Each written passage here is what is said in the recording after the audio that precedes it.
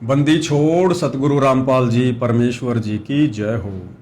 परम पिता परमात्मा सारी सृष्टि के रचनहार कुल मालिक असंख्य ब्रह्मांडों के स्वामी जगत गुरु तीनों लोकों में प्रवेश करके सबका भरण पोषण करने वाले राजाधीराज आत्माधार नाथों के नाथ देवों के देव महादेव सर्वेश्वर महेश्वर मृत्युंजय अजरो अमर आदि अनादि सनातनी प्रभु जगत पिता जगदीश्वर श्री श्री 1008 की उपाधि के वास्तविक अधिकारी अकाल मूर्त शब्द स्वरूपी राम वासुदेव सर्वगतम परम पूज्य प्रथम पूज्य परम संत परम पुरुष परम धनी परम दयालु सत्य कबीर हक्का कबीर अल्लाहु कबीर अल्लाहु अकबर बाखबर अल्लाह ताला जगत के तारणहार जगत के मुक्तिदाता जगत के जगन्नाथ हारे के सहारे हिंदुओं के राम मुसलमानों के अल्लाह सिखों के वाहिगुरु ईसाइयों के मसीह दया के सागर दयानिधि करुणा के सागर करुणानिधि स्वयंभू परिभू संकट मोचन कष्ट हरण मंगल करण दुख भंजन अविगत कबीर निर्विकार निर्विषम परमात्मा अलय अलेख सतगुरु आदि अनादि सतगुरु असली मर्यादा पुरुषोत्तम असली राम असली कृष्ण असली घनश्याम असली मुरारी राजाओं के राजा महाराजाओं के महाराजा शहंशाहों के शहंशाह सम्राटों के सम्राट भगवानों के भगवान अल्लाहों के अल्लाह प्रभुओं के प्रभु मसीहाओं के मसीह सच्चे वाहिगुरु बाबाओं के बाबा पीरों के पीर सेठों के सेठ जगत सेठ सावलसा सेठ सर्वगुण संपन्न अनंत कोटि कलाओं के स्वामी अनंत कोटि ब्रह्मांडों के नायक योगियों में महायोगी ध्यानियों में महाध्यानी सिद्धों में परम सिद्ध ज्ञानियों में तत्व ज्ञानी ब्रह्म ज्ञानी महाज्ञानी परम ज्ञानी सर्वश्रेष्ठ ज्ञानी विज्ञानी युवा कबीर समृत कबीर असमवात अमित ओजा सच्चे रहनुमा करीम अल्लाह शुभान अल्लाह दुनिया के अंतिम पैगंबर 8 सितंबर 1951 से गांव धनाना जिला सोनीपत हरियाणा भारतवर्ष की पावन भूमि पे प्रकट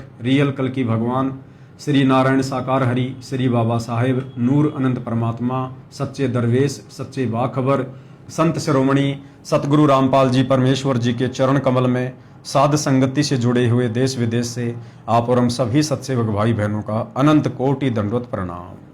सत्साई भाई और बहनों, बहुत बड़ी दया बहुत बड़ी मेहर पूज्य गुरुदेव भगवान की परमेश्वर रामपाल जी की, जिनके शुभ आशीर्वाद से विशेष आशीर्वाद से आप और हम सभी साध संगति से जुड़े हुए सत्सेवक भाई बहन इस सत भक्ति मार्ग पर मर्यादाओं के साथ निरंतर आगे की ओर बढ़ रहे हैं।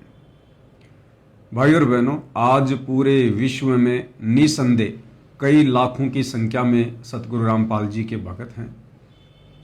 उन लाखों भक्तों में से जो विशेष दया विशेष मेहर साध संगति से जुड़े सत्सेवक भाई बहनों के ऊपर गुरुदेव की हो रही है, ये अविश्वसनीय है। क्योंकि ये कलयुग की बिचली पीढ़ी का समय है, पूर्ण मोक्ष प्राप्ति का समय है। और इस समय भाई और बहनों, परमेश्वर केवल इस भक्ति मार्ग पर उन्हीं आत्माओं को दृढ़ करेगा, उन्हीं आत्माओं के लिए परमात्मा सो यत्न करेगा, काल से लड़ेगा, जिन आत्माओं को सतगुरु रामपाल जी परमेश्वर जी ने सतलोक लेकर जाना होगा। देखो, ये भक्ति मार्ग एक विद्यालय की भांति है। जिस प्रकार एक स्कूल में हजारों की संख्या में बच्चे एडमिशन लेते हैं, लेकिन कितने बच्चे पास होते हैं, कितने बच्चे फर्स्ट डिवीज़न आते हैं, कितने सेकंड डिवीज़न आते हैं और कितने बच्चे मेरिट में आते हैं। तो ठीक इसी प्रकार ये जो सतगुरु रामपाल जी परमेश्वर जी का सत्संग है, उनका भक्ति मार्ग है, ये एक प्रकार से स्कूल है, कॉलेज है। और इस कॉलेज में पूरा विश्व ही एडमिशन लेगा आने वाले समय में। और उनमें से कितने बच्चे पास होंगे और कितने बच्चे सतलोक जाने के लिए तैयार होंगे, ये भाई और बहनों इस ज्ञान को समझने के बाद उस भगत के बुद्धि विवेक के ऊपर निर्भर करेगा कि परमेश्वर कितनी आत्माओं को सेलेक्ट करके सतलोक लेकर जाएंगे। तो इस भक्ति मार्ग पर जो सबसे बड़ी गलती हम कर देते हैं, हर किसी को भगत समझने की। जिसके गले में संत रामपाल जी का लॉकेट देखा या जिसके हाथ में संत रामपाल जी का रक्षा सूत्र देखा या जिसने अपने मुख से एक बार सत साहिब बोल दिया, नादानी में हम लोग उसको भगत समझ बैठते हैं। लेकिन भाई और बहनों, भगत कौन है, इस बात का निर्णय वो लॉकेट, वो रक्षा सूत्र या मुंह से बोला गया सत साहिब शब्द नहीं करेगा।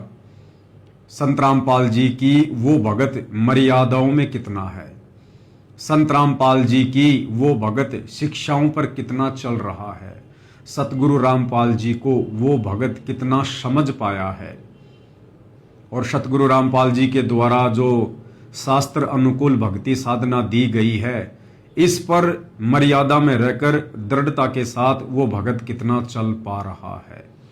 इस आधार से निर्णय होगा कि वो भगत है या भगत होने के बावजूद अभी वो जगत ही है। तो भाई और बहनों, सतगुरु रामपाल जी परमेश्वर जी का ये सत भक्ति मार्ग दुनिया के अन्य भक्ति मार्गों से अलग है, डिफरेंट है, भिन्न है। इस भक्ति मार्ग की मर्यादा, इस भक्ति मार्ग के नियम बहुत अनोखे हैं, विचित्र हैं, लेकिन शास्त्रों के अनुकूल हैं। तो भाई और बहनों, समझने में थोड़ा समय लगेगा, इसलिए जल्दबाजी बिल्कुल भी ना करें, तुरंत किसी भी बात पर कोई भी कमेंट ना दें, निर्णय ना करें, अपने आप को थोड़ा समय दें, बात के ऊपर विचार करें, विमर्श करें, चिंतन मनन करें, हो सके तो किसी से सलाह लें, उसके बाद निर्णय कीजिए कि मैं सही हूं या गलत हूं। तो भाई और बहनों, सतगुरु रामपाल जी के पंथ में वर्तमान में 2 पार्ट बन चुके हैं। इन बातों का बार बार जिक्र करना इसलिए जरूरी हो जाता है क्योंकि भीड़ बहुत ज़्यादा बढ़ चुकी है, और इस भीड़ में कितने भगत हैं और कितने लोग भक्ति का ढोंग कर रहे हैं, ये भी बताना ज़रूरी हो जाता है। तो सन 2014 बरवाला कांड के बाद संत रामपाल जी की संगत में 2 पार्ट बन गए, यानी संगत 2 भागों में विभाजित हो चुकी है। एक भाग जिसे सतलोक आश्रम के नाम से जाना जाता है, जिसमें संत रामपाल जी के बेटा बेटी, भाई बंधु, रिश्तेदार, ये कोऑर्डिनेटर वगैरह, आश्रम संचालक, ये लोग शामिल हैं जो अपने तरीके से, मनमुखी तरीके से, काल प्रेरित होकर भगत समाज की मर्यादा तोड़वाने वाले कर्म ही करते रहते हैं। दूसरा पार्ट जिसे साध संगति कहते हैं, और साध संगति से जुड़े भाई बहनों को सत्सेवक कहते हैं, जो केवल अपने गुरुदेव के द्वारा दिए गए ज्ञान को आधार बनाकर ही भक्ति करते हैं। देखा देखी भेड़ चाल में या गांधारी की तरह आंखों पर काली पट्टी बांधकर किसी कोऑर्डिनेटर के आदेशों को फॉलो करके भक्ति मार्ग पर नहीं चलते हैं। संत रामपाल जी के बेटा बेटी, भाई बंधु, रिश्तेदारों को आधार बनाकर भक्ति मार्ग पर नहीं चलते हैं। गुरुदेव ने हमें क्या शिक्षा दी है, क्या दीक्षा दी है, सत्संग में किस प्रकार से भक्ति नियम बताए हैं, मर्यादा बताई है, क्या क्या सावधानियां बताई हैं, उन तमाम बातों को आधार मानकर वर्तमान में उनकी गैर हाजिरी में घर को ही सतलोक आश्रम बनाकर और अपने गुरु को ही अपना इष्ट मानकर, आराध्य देव मानकर, कबीर देव मानकर हम मर्यादा में रहकर भक्ति करते हैं। अब भाई और बहनों, जब साध संगति से जुड़े भाई बहन अपने घर को सतलोक आश्रम बनाकर और अपने गुरुदेव भगवान को प्रसन्न करने के लिए, खुश करने के लिए, उनकी मेहर प्राप्त करने के लिए जो भक्ति साधना करते हैं, जैसे कि अपने पूज्य गुरुदेव भगवान को ही अपना इष्ट मानना, आराध्य देव मानना, कबीर देव मानना, अपने गुरु के अलावा हम अपने घर में और किसी फोटो को जगह नहीं देते हैं। हमने गरीबदास जी की फोटो को, दादा गुरु जी की फोटो को, दाढ़ी मूछ वाले नकली कबीर की फोटो को, इन तमाम फोटोओं को हम साध संगति से जुड़े भाई बहनों ने घर से बाहर निकाल दिया है। हम केवल एकमात्र अपने गुरुदेव को ही दंडोत प्रणाम करते हैं, एकमात्र अपने गुरु का ही जयकारा लगाते हैं। गीता अध्याय 3 श्लोक 13 के अनुसार गुरु को इष्ट मानकर हम उन्हें भोग लगाते हैं, उसके बाद भोजन ग्रहण करते हैं। सुबह और शाम के समय गुरुदेव की वाणी के अनुसार कि पाती पंच पोहप कर पूजा, देव निरंजन और न दूजा, अपने गुरु को परमात्मा मानकर हम 5 दीपक वाली थाल के साथ गुरु की आरती उतारते हैं। अपने गुरु के ऊपर चवर करते हैं श्रद्धा भाव से, उन्हें परमेश्वर मानकर। घर घर में गुरुदेव भगवान के आसन लग गए हैं, बेड लग गए हैं। तो इन तमाम भक्ति क्रियाओं को देखकर, जो कि साध संगति में हो रही हैं। जो दूसरा पार्ट है सतलोक आश्रम वाले, तो सतलोक आश्रमों से जुड़े भाई बहन इन तमाम प्रकार की साध संगति से जुड़े भाई बहनों की भक्ति क्रियाओं को देखकर और अज्ञानता के चलते अपने मन में कुछ शंकाएं उत्पन्न कर देते हैं। हालांकि उनकी इच्छा करती है कि हम भी गुरु जी को भोग लगाएं, बहुत अच्छा लगता है, हम भी गुरुदेव भगवान की 5 दीपक वाली थाल के साथ प्रतिदिन आरती उतारें। क्योंकि जब साध संगति की वीडियो भाई बहन देखते हैं तो उनके अंदर एक हिलोर उठती है, उनकी आत्मा उन्हें कहती है कि तुम भी आरती उतारो, यही तो तरीका है गुरु को प्रसन्न करने का। लेकिन सतलोक आश्रम से जो संत रामपाल जी के परिवार वाले हैं, कोऑर्डिनेटर हैं, नामदान संचालक हैं, उन लोगों के डर के कारण, उन लोगों के दबाव के चलते बेचारी नादान संगत इन भक्ति क्रियाओं को करने में असमर्थ हो जाती है, डर जाती है, भयभीत हो जाती है। अब ये डर लगना, भयभीत होना भाई और बहनों, ये कहीं न कहीं ज्ञान की कमी को दर्शाता है। क्योंकि बेचारी नादान संगत को डरा दिया जाता है कि भाई पवन दास गुरुद्रोही है, गुरुजी ने उसको गुरुद्रोही घोषित कर रखा है, गुरुजी ने उसको पंथ से बाहर निकाल रखा है। अगर तुम पवन दास के वीडियो देखोगे या पवन दास के अनुसार भक्ति क्रिया करोगे तो तुम्हारी मर्यादा खंड हो जाएगी, तुम्हारा नाम खंड हो जाएगा, तुम्हें आश्रम में आने नहीं दिया जाएगा, तुम्हें दूसरा नाम सतनाम नहीं दिया जाएगा, तुम्हें भी गुरुद्रोही घोषित कर दिया जाएगा, तुम्हारे नाम का एक पीला पर्चा निकाल दिया जाएगा। तो इस प्रकार से बेचारी नादान संगत को डरा दिया जाता है, धमका दिया जाता है। लेकिन उन तमाम आत्मा इस बात को स्वीकार करती है कि हाँ, हमने भी गुरुदेव की आरती उतारनी चाहिए, गुरुदेव के ऊपर चवर करना चाहिए, अपने एकमात्र गुरुदेव भगवान का ही जयकारा लगाना चाहिए, गुरुदेव के चरणों की सेवा करनी चाहिए, गुरुदेव के घर में बेड लगाने चाहिए। लेकिन वो डर के मारे चुप हो जाते हैं। और उसके बाद वो क्या करते हैं, जब हम सत्सेवक भाई बहन लाइव आते हैं तो वो नादान संगत जो सतलोक आश्रम वालों के पीछे आंखों पर काली पट्टी बांध के चल रही है, वो कमेंट्स करती है कि भाई हमने गुरुजी के सत्संग में सुना है जिसमें गुरुजी ने कहा है कि ये दास जितना बताए केवल उतना ही करो, इससे ज्यादा अपना दिमाग मत लगाओ। अगर तुम्हें ज्ञान समझ में आ गया हो या इस बात का विश्वास हो गया हो कि ये दास जो कह रहा है बिल्कुल सत्य है। पहले आपको ये छोटा सा सत्संग जो वर्तमान में हिसार जेल से सतगुरु रामपाल जी विशेष संदेशों के माध्यम से भेज रहे हैं, आपको सुना देते हैं क्या कुछ गुरुदेव कह रहे हैं, सुनिएगा। तो जो दास कहे उतना ही करो, तुम अपनी बुद्धि कति छोड़नी पड़ेगी। ज्ञान समझ में आ गया होता है, ये विश्वास हो गया, वो दास जो बोलता सारी सच्ची है। आप अपने तर्क वितर्क अपने अज्ञान के द्वारा मन में सोच सकते हो ऐसा कैसे ऐसा कैसे, ये आपकी बालक बुद्धि है, इसको त्यागना होगा। तो भाई और बहनों, सत्संग आपने सुना जिसमें पूज्य गुरुदेव भगवान सतगुरु रामपाल जी कह रहे हैं कि दास जितना कहे उतना ही करो, अपना दिमाग मत लगाओ। अगर तुम्हें ज्ञान समझ में आ गया है तो, अगर तुम्हें यह विश्वास हो गया हो कि दास जो भी कहेगा सत कहेगा, तो केवल उतना ही करो, इससे ज्यादा नहीं। अब इस सत्संग को सुनकर और सतलोक आश्रम से जुड़े भाई बहन ये मतलब निकाल लेते हैं कि भाई गुरुजी हमें ये कह रहे हैं कि बच्चों, तुम्हारा गुरु तुम्हें जितना कहे केवल उतना ही करो, इससे ज्यादा अगर कोई और भगत या मेरा परिवार या कोऑर्डिनेटर तुम्हें अलग से कोई आदेश देता है तो उन बातों को बिल्कुल मत मानो, अन्यथा तुम्हारी मर्यादा खंडित हो जाएगी, तुम्हारा नाम टूट जाएगा, तुम काल के जाल में चले जाओगे।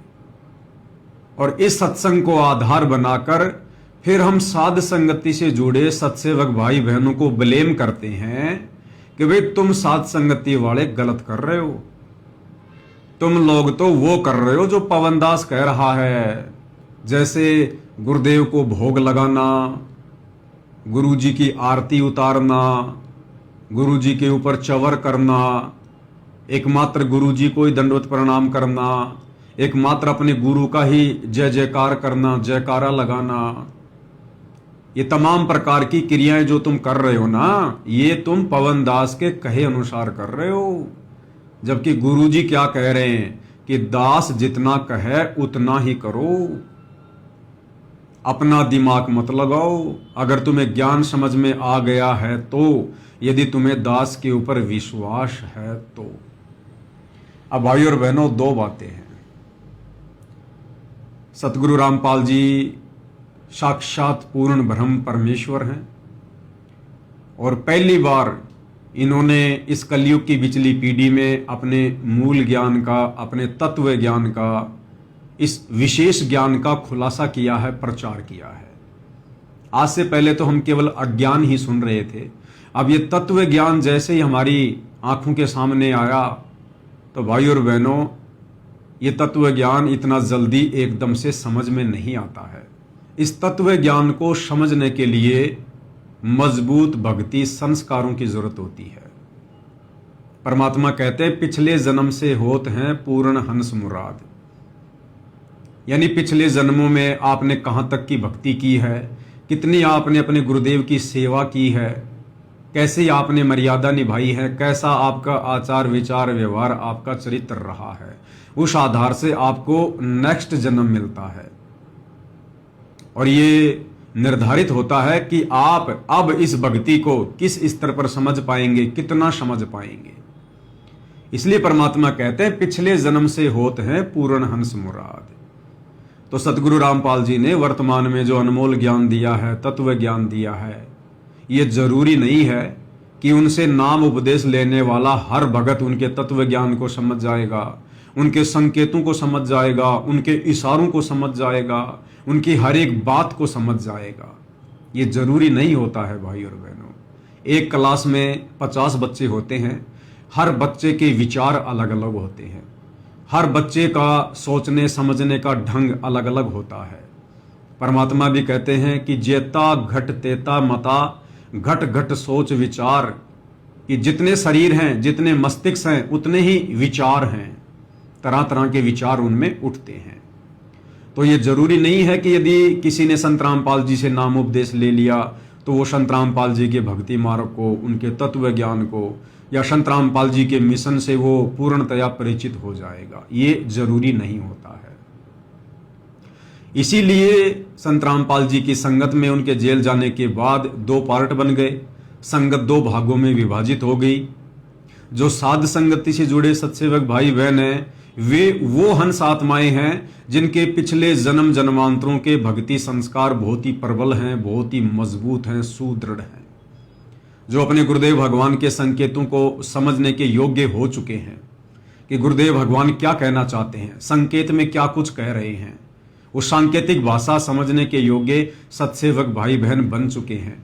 तो परमेश्वर ने उन तमाम आत्माओं को अलग छांट दिया, साध संगति से जोड़ दिया, और जो उनके भगत अभी उनके संकेतों को समझने के योग्य नहीं हुए हैं, वो अभी सतलोक आश्रमों से जुड़े हुए हैं। अब ये जरूरी नहीं है कि सतलोक आश्रमों से जुड़ी हुई संगत में मान लीजिए कोई आईएएस अधिकारी भी है, कोई रिटायर्ड आईएएस अधिकारी भी है, कोई पुलिस ऑफिसर भी है, बहुत बड़ा कोई टीचर भी है, कोई वकील भी है, कोई डॉक्टर भी है। तो आप सोचेंगे कि ये जितने भी बड़े बड़े उच्च अधिकारी भगत हैं, बड़े बड़े सरकारी नौकरी प्राप्त भगत हैं, क्या इनमें भी इतनी बुद्धि नहीं है? क्या इनके भक्ति संस्कार भी इतने मजबूत नहीं है कि ये अपने गुरुदेव के संकेतों को समझ सकें? बिल्कुल भाई और बहनों, अभी तक तो 1% भी नहीं है।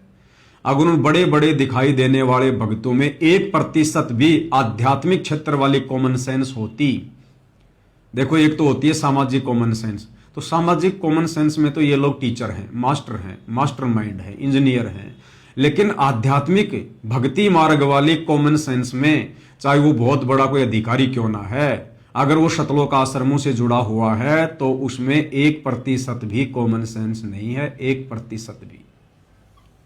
तो भाई और बहनों, अब सतलोक आश्रमों से जुड़े वो भाई बहन फिर इस प्रकार के सवाल उठाते हैं कि भाई साध संगति वाले तो ये इस प्रकार की जो क्रिया कर रहे हैं, जो क्रिया कभी गुरुदेव ने करने को नहीं कही है, जैसे अपने गुरु को भोग लगाना, अपने गुरु के लिए बेड लगाना, अपने गुरु की आरती उतारना, एकमात्र अपने गुरु को दंडवत करना, एकमात्र अपने गुरु का जयकारा लगाना, भोजन के ऊपर संयम रखना, या जैसे विषय वासनाओं से दूर हो जाना। अगर मोक्ष चाहिए तो पहले जो हम पति और पत्नी के संबंध में थे, अब हमने भाई बहन के रिश्ते में आना पड़ेगा, बाहर का खाना खाना छोड़ना पड़ेगा। इन तमाम प्रकार की भक्ति क्रियाओं को जो केवल साध संगति में हो रही है, सतलोक आश्रमों से जुड़े नादान भाई बहन जब इन क्रियाओं को देखते हैं तो आत्मा तो स्वीकार करती है, लेकिन संत रामपाल जी के परिवार के दबाव में आकर अपने कोऑर्डिनेटरों के डर के मारे बेचारे इन क्रियाओं को करने से डरते हैं और फिर कमेंट्स करते हैं कि तुम लोग जो कुछ कर रहे हो वो तो पवन दास कह रहा है, गुरुजी नहीं कह रहे। गुरुजी ने तो कह दिया कि दास जितना कहे उतना ही करो, अपना दिमाग मत लगाओ। अगर तुम्हारे ज्ञान समझ में आ गया है तो, अगर तुम्हें यह विश्वास हो गया हो कि दास जो कह रहा बिल्कुल सत्य है। ऑडियो एक बार फिर से सुन लो भाई और बहनों, ताकि आगे का वीडियो आप अच्छे से समझ सको। सुनिए। तो जो दास कहे उतना ही करो तुम, अपनी बुद्धि कति छोड़नी पड़ेगी। ज्ञान समझ में आ गया होता है, ये विश्वास हो गया वो दास जो बोलता सारी सच्ची है। आप अपने तर्क वितर्क अपने अज्ञान के द्वारा मन में सोच सकते हो ऐसा कैसे ऐसा कैसे, ये आपकी बालक बुद्धि है, इसको त्यागना होगा। अब भाई और बहनों, तत्वदर्शी संत के सत्संग इतने सामान्य नहीं होते हैं कि आम भगत उनको समझ सके, उनको पकड़ सके कि संत अपने सत्संग के माध्यम से क्या कहना चाहता है। अब ये जो आपने विशेष संदेश सुना संत रामपाल जी का, अब भाई और बहनों, सतलोक आश्रम वालों के लिए इस सत्संग के मायने अलग हैं और साध संगति से जुड़े भाई बहनों के लिए इस सत्संग के मायने अलग हैं। जैसे गुरुदेव अपने सत्संगों में कहते हैं कि दास जब सत्संग करता है तो सुनने वाले जो श्रोता होते हैं वो नए भी होते हैं और पुराने भी होते हैं। तो उसी एक सत्संग को जो समान रूप से किया जा रहा है, वो नए भगत तो अपने हिसाब से पकड़ लेते हैं और जो पुराने भगत हैं वो अपने हिसाब से उसका अर्थ निकाल लेते हैं कि गुरुजी कहना क्या चाह रहे हैं। तो भाई और बहनों, ठीक इसी प्रकार वर्तमान में इसार जेल से जो विशेष संदेश सतगुरु रामपाल जी बाहर भेज रहे हैं, ये वाले सत्संग तो बहुत ही ज्यादा वीवीआईपी हैं, वीवीआईपी। इन सत्संगों को, इन विशेष संदेशों को समझना हर भगत के बस की बात नहीं है। विशेषकर सतलोक आश्रमों से जुड़े भाई बहनों के बस की बात तो बिल्कुल भी नहीं है। अगर इन सत्संगों को भी किसी ने समझा है तो केवल सत्सेवक भाई बहन है। तो जिस सत्संग को सुनाकर सतलोक आश्रम से जुड़े भाई बहन साध संगति से जुड़े भाई बहनों को ब्लेम करते हैं कि तुम तो पवन दास के अनुसार कर रहे हो, ऐसा बिल्कुल भी नहीं है। देखो भाई और बहनों, इस सत्संग को गुरुदेव ने दो प्रकार से समझाया है। सतलोक आश्रम से जुड़े नादान भगत भाई बहनों के लिए, नादान भगत भाई बहन मैं क्यों कह रहा हूं, क्योंकि जो भगत अपने गुरु को मानुष मानता है, अपने जैसा एक व्यक्ति मानता है, इंसान मानता है, मां के गर्भ से जन्म लेकर आया हुआ एक व्यक्ति मानता है, वो भगत नादान भगत की श्रेणी में होता है। जो अपने गुरु को इष्ट नहीं मानता, अपने गुरु को अपना आराध्य देव नहीं मानता, या अपने गुरु के अलावा किसी और को परमात्मा मानता है, तो वो नादान भगत की कैटेगरी में होता है। और ये सारे के सारे अवगुण सतलोक आश्रमों से जुड़े भाई बहनों में भरे पड़े हैं। क्योंकि सतलोक आश्रमों से जुड़े भाई बहन अपने गुरु को परमात्मा नहीं मानते। अगर अपने गुरु को परमात्मा मानते तो उन भक्तों के घरों में, उनके दरबार में, उनके गले के लॉकेट में और इन सतलोक आश्रमों में फिर गुरु के अलावा किसी और की फोटो नहीं होनी चाहिए। जैसे दाढ़ी मूछ वाले कबीर की फोटो, अगर आपने गुरु को कबीर मान लिया, इष्ट मान लिया, भगवान मान लिया, फिर दाढ़ी मूछ वाला कबीर कौन है भाई? फिर गरीबदास जी कौन है? फिर दादा गुरु जी कौन है? फिर पंडित चिदानंद जी कौन है, जिनकी फोटोएं आप अपने घरों पर रखते हो, अपने दरबार में रखते हो, जिन फोटोओं के आगे आप दंडवत करते हो, जोत जलाते हो, खड़े होकर आरती करते हो, फिर वो कौन है? परमात्मा तो एक है, भगवान तो एक है, इष्ट देव तो एक है। तो सतलोक आश्रमों से जुड़े भाई बहन अभी भी अपने गुरु को परमात्मा नहीं मानते। तो ये जो विशेष संदेश है जिसमें गुरुदेव कह रहे हैं कि आप उतना ही करो जितना दास कह रहा है, तो सतलोक आश्रम से जुड़े भाई बहनों के लिए संत रामपाल जी का यह कहना है कि ए नादान प्राणियों, गुरु को मानुष मानने वाले भक्तों, तुम केवल उतना ही करो जितना तुम्हारा गुरु कह रहा है, ये दास कह रहा है। संत रामपाल जी अपने आप को दास कहकर संबोधित कर रहे हैं कि ये दास जितना कह रहा है तुम उतना ही करो। क्यों? क्योंकि सतलोक आश्रम से जुड़े भाई बहन और संत रामपाल जी का परिवार संत रामपाल जी को दास मानता है, उन्हें भगवान नहीं मानता, उन्हें कबीर नहीं मानता, संत रामपाल जी को कबीर का दास मानता है, कबीर का भेजा हुआ अवतार मानता है, कबीर के द्वारा भेजी गई एक विशेष हंस आत्मा मानता है। इसलिए संत रामपाल जी सतलोक आश्रमों से जुड़े भाई बहनों को ये कह रहे हैं, अपने आप को दास कहते हुए, कि ये दास यानी तुम्हारा गुरु जितना कह रहा है तुम उतना ही करो।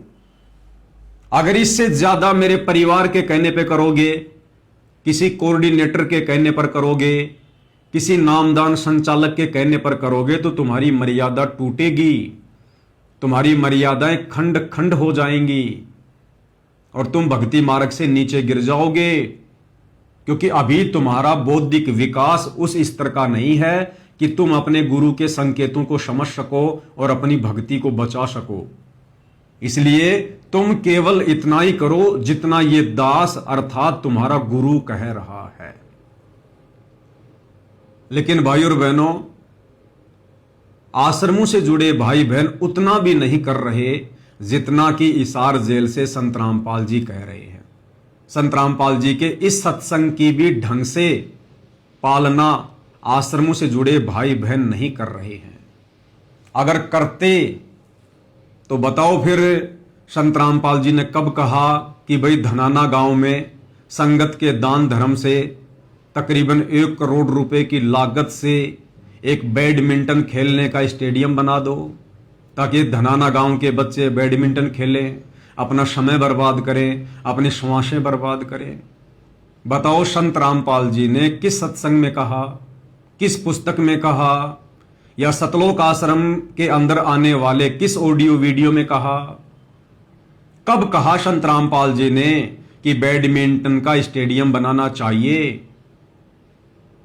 तो ये नादान संगत तो उतना भी नहीं कर रही जितना गुरु इनको आदेश दे रहा है। फिर इन्होंने क्या किया? हरियाणा के जाट आरक्षण में लाखों भक्तों को बैठा दिया। भक्तों के ज्योति पाठ और दान का पैसा जाट आरक्षण संघर्ष समिति को चंदे के रूप में दिया गया। आम जाट आरक्षण में मैं अध्यक्षता रोहतक जिले का, जब इसने हमारे साथ महाराज ने साथ दिया था तो इसने मारते ही 25 लाख रुपए दिए थे उस टाइम पे। गद्दी छोड़ सदगुरु रामपाल जी भगवान जी की जय हो। जब हम दिल्ली कूच करने खातिर तैयार हुए, 19 तारीख का संदेश आ गया, भाई आ जाओ फैसला होगा। जब महाराज जी ने बहादुरगढ़ में बैंकेट हॉल में 2 हॉल में 3-3 ट्रेली गुलदाना बना दिया था। गद्दी छोड़ सदगुरु रामपाल जी भगवान जी की जय हो। भाई दिल्ली जो खाना खर्चा होगा तुमने कोई जरूरत नहीं, हम अपने दौड़ कराएंगे। संत रामपाल जी ने जो आपको समर्थन दिया, इस बारे में आपकी क्या राय है? हमारा संत रामपाल जी को और उसकी संगत को बहुत बहुत धन्यवाद। और उन्होंने हमें आज 11 लाख रुपए चंदा देकर भी आंदोलन में भी मदद की। अब बताओ संत रामपाल जी ने कौन से सत्संग में कहा कि हमने किसी आरक्षण का समर्थन करना चाहिए? कौन सी पुस्तक में लिखा है कि हमने किसी के धरने पर जाकर बैठना चाहिए? या हिसार जेल से आने वाली किस ऑडियो वीडियो में कहा कि जाट आरक्षण का समर्थन मैंने ही किया था? बच्चों, मैंने तुम्हें कहा था कि तुम वहां जाकर बैठो। तो सतलोक आश्रमों से जुड़े भाई बहन तो वो भी नहीं कर रहे, उतना भी नहीं कर रहे जितना उनका गुरु उन्हें कह रहा है। राजस्थान का गैंगस्टर आनंदपाल सिंह जो पुलिस एनकाउंटर में मारा जा चुका है, राजपूत समाज उसको शहीद का दर्जा दिलवाने के लिए, उसके एनकाउंटर की सीबीआई जांच करवाने के लिए राजपूत करणी सेना के साथ मिलकर राजस्थान के अजमेर में और हरियाणा के भिवानी में बहुत बड़ी रैलियों का आयोजन किया करते थे। और उन रैलियों में सतलोक आश्रम से जुड़े संत रामपाल जी के परिवार ने, कोऑर्डिनेटरों ने नादान संगत को हजारों की संख्या में बैठा दिया। और राजस्थान के अजमेर की राजपूत करणी सेना की रैली में तो सतलोक आश्रम सोजत वालों ने 5 लाख रुपए भी चंदे के रूप में दिए। जयपुर में सरकार ने वादा किया था और उसके लिए भी मैं समर्थन पत्र लेके पहुंचा था। प्रेस कॉन्फ्रेंस में वो समर्थन पत्र हमने सौंपा था कि फर्जी एनकाउंटर की सीबीआई जांच का संत रामपाल जी के लाखों अनुयायी समर्थन करते हैं।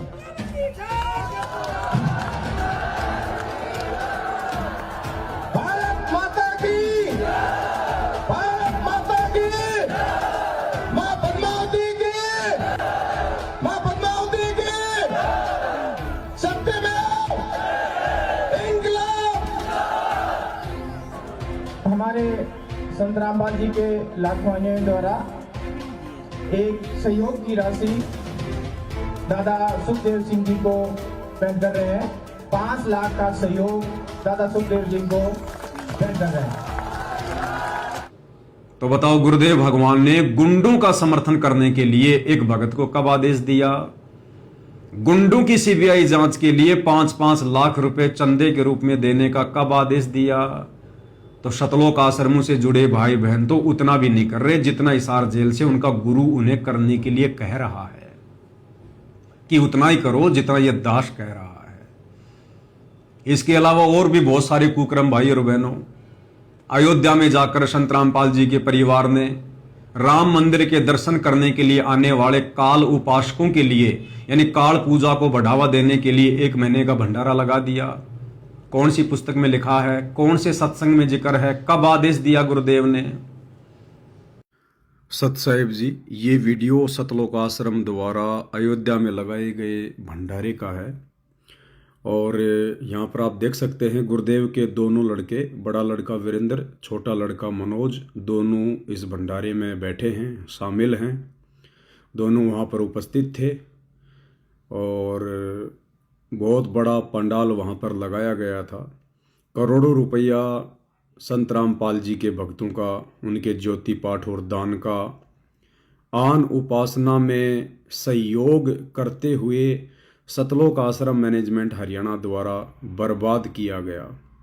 भाई और बहनों, हमारे गुरुदेव भगवान कहते हैं कि तीनों देवा काल हैं, ब्रह्मा विष्णु महेश, और भूले चूके समझियो ले सतगुरु उपदेश। परमात्मा तो इस काल की और काल के पुत्रों की इस पूजा पाठ को बंद करवाने के लिए आए हैं, अपनी यथार्थ सतभक्ति सतलोक से लेकर।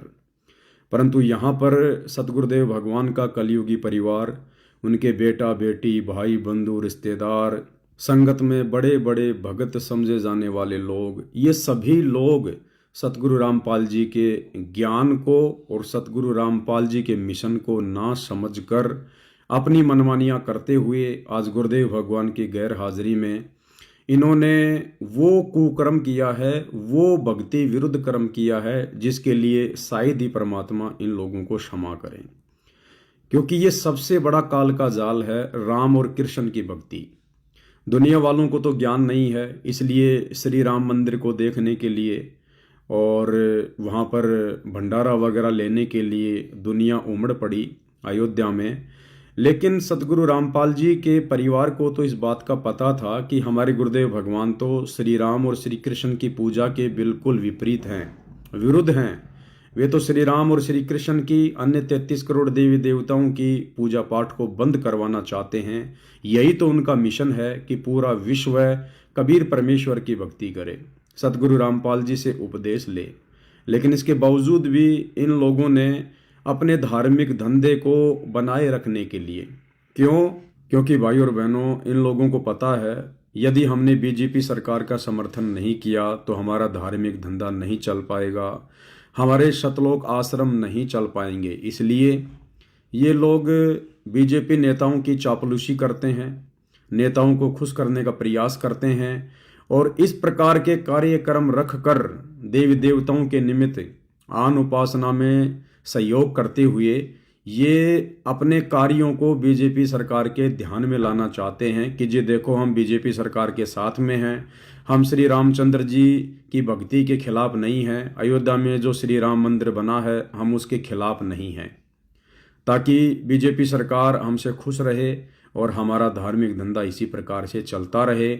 उसके लिए चाहे परमात्मा की मर्यादा टूटे, चाहे भक्ति नष्ट हो, चाहे भगत भाई बहनों के दान का दुरुपयोग हो, चाहे भगत भाई बहनों की मर्यादा टूटे, इन्हें इन बातों से कोई लेना देना नहीं, क्योंकि ये सभी लोग जो गुरुदेव के परिवार वाले हैं, बड़े बड़े कोऑर्डिनेटर हैं, ये सभी लोग पहले से ही काल की गोद में बैठे हुए हैं। इन्हें सतगुरु की भक्ति से और मर्यादाओं से कोई मतलब नहीं है। इनकी बुद्धि अभी परमेश्वर के तत्व ज्ञान को समझने योग्य नहीं हुई है।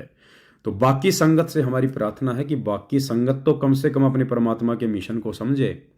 अरे यदि हम लोग इसी प्रकार से आन उपासना में भंडारे लगा के सहयोग करते रहेंगे तो भाई भला दुनिया आन उपासना कैसे छोड़ेगी? क्यों छोड़ेगी? क्यों सतगुरु रामपाल जी की भक्ति की तरफ अग्रसर होगी? अपने खुद के भगत भाई बहनों को तो नीचे जमीन पर बैठाकर भंडारा करवाते हैं, और यहाँ इन जगत वालों को कैसे टेबल कुर्सी वगैरह लगाकर, इनको बूफे लगाकर भोजन करवाया जा रहा है।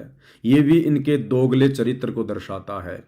तो भाई और बहनों, ज्योति पाठ का पैसा आपका और आप ही का जूता आप ही के सिर पर मारा जा रहा है। आप ही के दान धर्म का सरेआम आपके कर्म फुड़वाने के लिए दुरुपयोग किया जा रहा है। अयोध्या में भंडारा लगाना काल के पुत्रों के निमित्त, ये मैं समझता हूँ सतगुरु रामपाल जी परमेश्वर जी के सर में इन लोगों ने जूते मारे हैं। अब आप कितने लोग अपने गुरुदेव भगवान के सर में जूते मारने के पक्ष में हैं, अब ये आप देखिएगा, अपने बुद्धि विवेक से देखिएगा। आगे आप लोगों ने क्या करना है आप स्वयं निर्णय लें।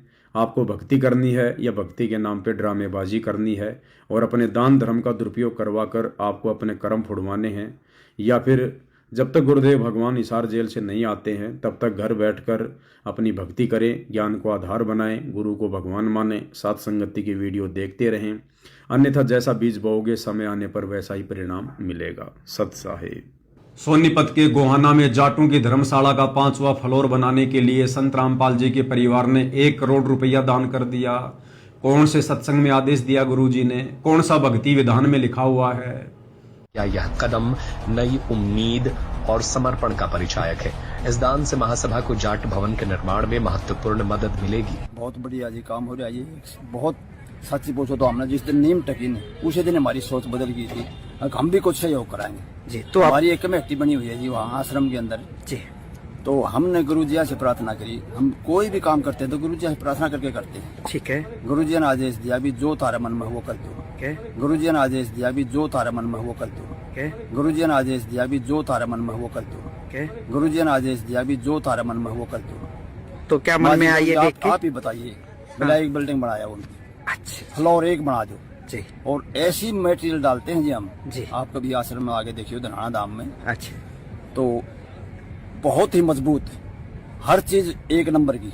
अच्छा 2 नंबर की चीज हमारे पास नहीं मिलेगी, खाने में भी नहीं मिलेगी। एक तो ये तो मटेरियल है जी, मटेरियल है। तो हमारी एक सोच है आगामी ऊपरली बिल्डिंग को हमारे गुरु जी के आदेश से हम इसको बनवाने के लिए आए। तो जाट महासभा जो काम कर रही है उससे प्रभावित होके आप ये बात कह रहे हैं ना? बिल्कुल प्रभावित होके। अन्नपूर्णा जैसी मुहिम जिसमें कई करोड़ों के मोटर और पाइप दे दिए गए, ये फ्री में देना संत रामपाल जी ने कौन से सत्संग में कहा है?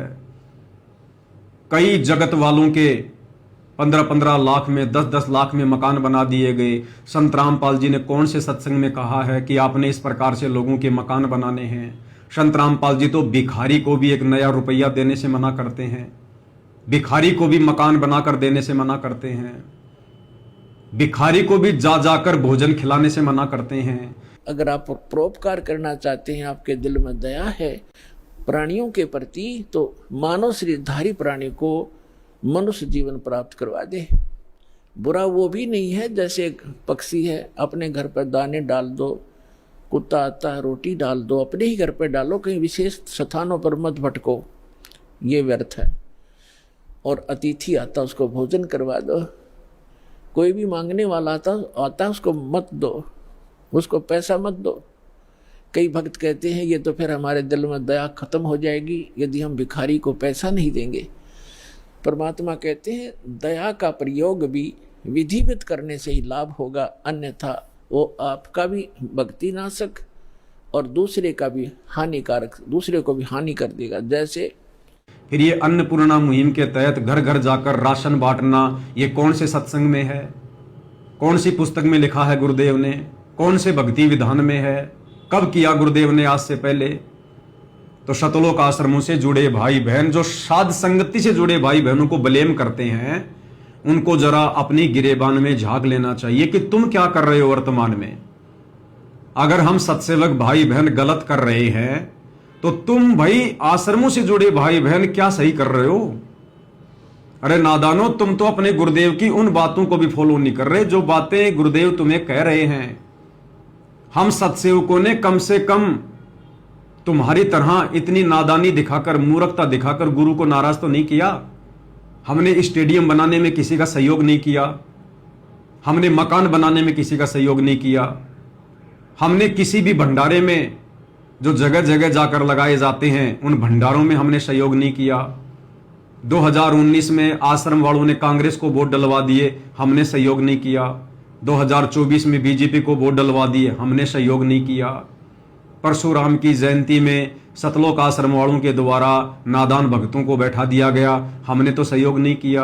हरियाणा के मुख्यमंत्री की रैली में, भारत के प्रधानमंत्री की रैली में सतलोक आश्रम से भक्तों को बसों में बैठा बैठा कर भीड़ के रूप में भेज दिया जाता है। हम सत्सेवक भाई बहनों ने तो इस प्रकार से कोई नादानी नहीं दिखाई, कोई मूर्खता नहीं दिखाई, और फिर उल्टा हमारे को ब्लेम कर रहे हो कि तुम सत्सेवक गलत कर रहे हो, जबकि सारी भक्ति विरुद्ध क्रिया और गलत काम आप सतलोक आश्रमों से जुड़े भाई बहन संत रामपाल जी के परिवार के पिट्ठू बनकर भेड़ चाल में चलकर कर रहे हो।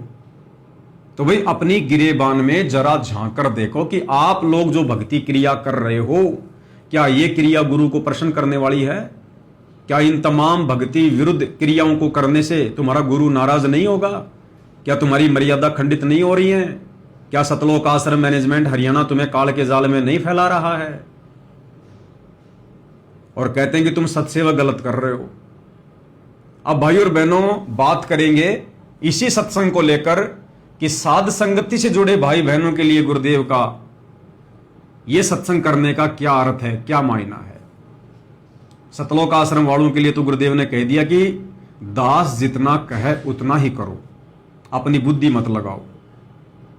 अगर तुम्हारे ज्ञान समझ में आ गया है तो, यानी तुम्हारा गुरु जितना कहे उतना ही करो।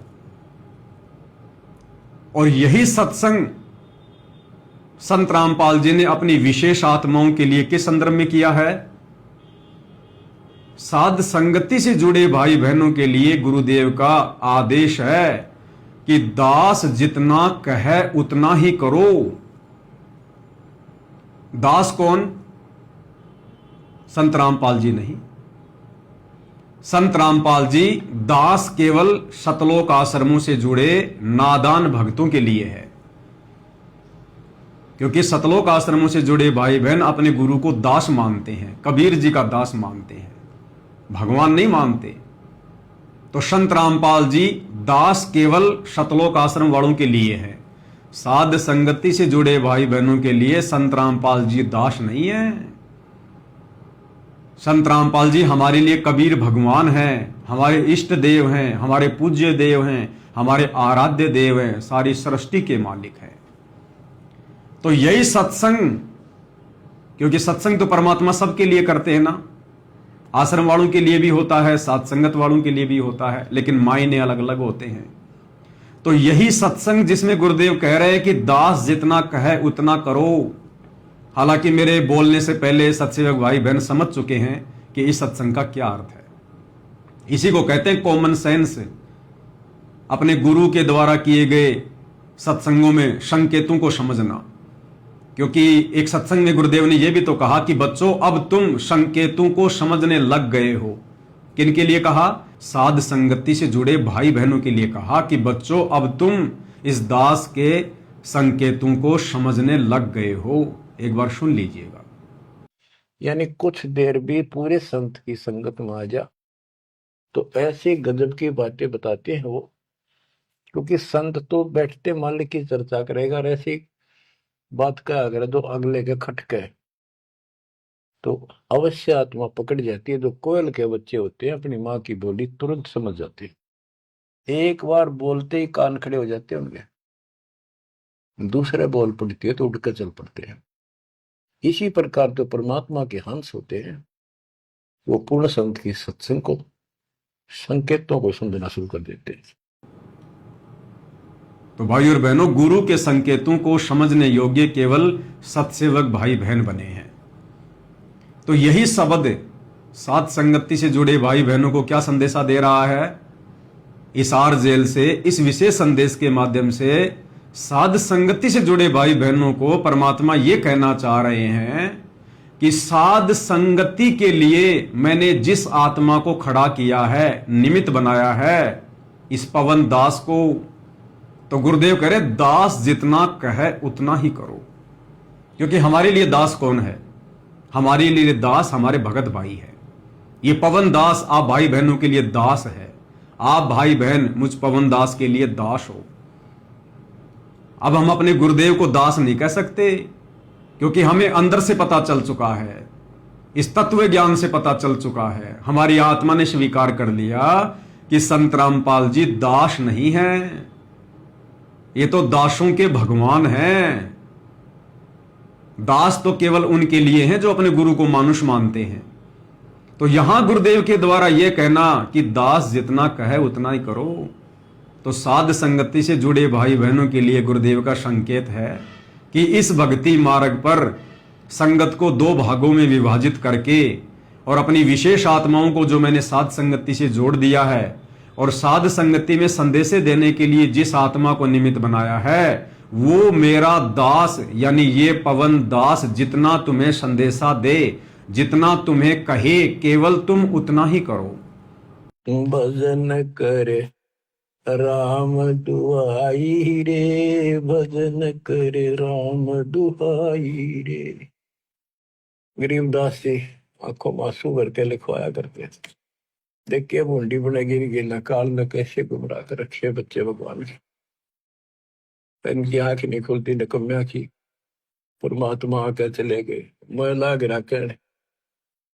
इब्दास को सेवा दे रखी रहा और क्यों कर समझावा तो वो कौन सी भाषा बोला ने बताओ। परमात्मा आकर चले गए मैं लाग रखने। इब्दास को सेवा दे रखी रहा और क्यों कर समझावा तो वो कौन सी भाषा बोला ने बताओ। परमात्मा आकर चले गए मैं लाग रखने। इब्दास को सेवा दे रखी रहा और क्यों कर समझावा तो वो कौन सी भाषा बोला ने बताओ।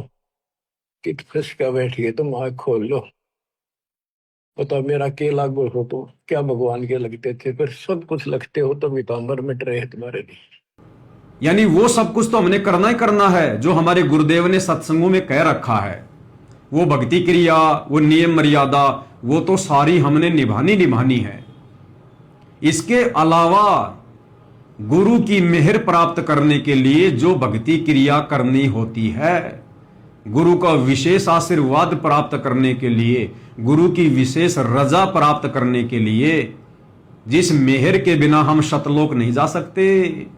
क्या कहते हैं गुरुदेव? इन बाता के पाइए कर सतगुरु नजर निहाल, राजी कर सतगुरु रूठेनु।